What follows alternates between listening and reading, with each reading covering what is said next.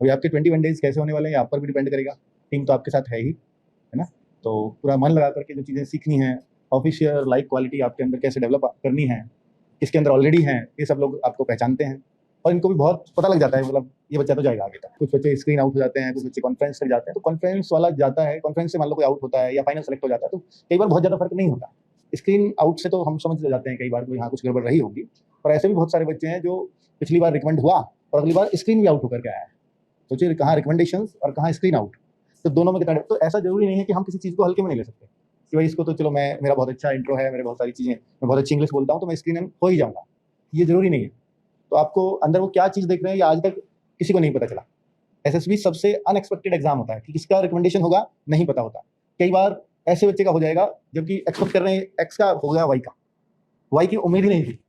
तो ऐसा भी अपने आप को ये मत सोच करके जाना कि मुझसे सर कम एक्सपेक्टेशंस रखने हैं तो मेरा होगा ही नहीं।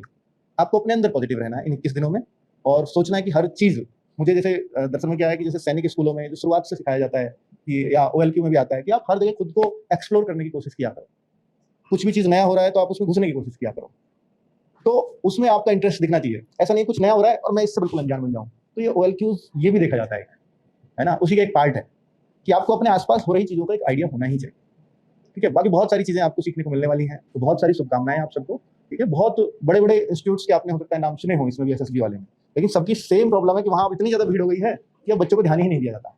हमारे पास आप ही हमारा वर्ल्ड हो जब तक 21 दिनों तक, और 21 दिनों तक क्यों, जब तक आप एसएसबी देने जाओगे तब तक ये लोग आपसे ऐसे कनेक्ट रहेंगे, विकास सर हो, सैम सर हो, साक्षी मैम हो, अंकुश सर हो, ये इस तरह से आपसे कनेक्टेड रहते हैं कि हाँ भाई क्या सोच रहे हो अभी, इस टाइम क्या हो रहा है। मतलब मैं अभी जो एक बच्चा रिकमेंड हुआ था, क्या नाम था उसका, हाँ ये आकाश, तो ये बच्चा कह रहा था, मतलब इसके फादर कह रहे थे सर इसकी चिंता मैं कम कर रहा था जब ये देने जा रहा था, मतलब इनको भी नहीं पता होगा या नहीं होगा, पर इनको पता है कि ये कल इनका जो है एसएसबी के लिए जाना है, तो इसकी चिंता ये लोग पहले कर रहे थे और इतनी ज्यादा कर रहे थे कि मुझे जरूरत नहीं पड़ रही थी कुछ भी उससे पूछने, सब कुछ ये लोग पूछ रहे थे, है ना। और सारी खबरें जो भी है कि आप क्या चल रहा है, अब आप क्या कर रहे हो, यहाँ से जाने के बाद भी आपको वॉच करेंगे, जो बाकी इंस्टीट्यूट शायद नहीं कर पाएंगे।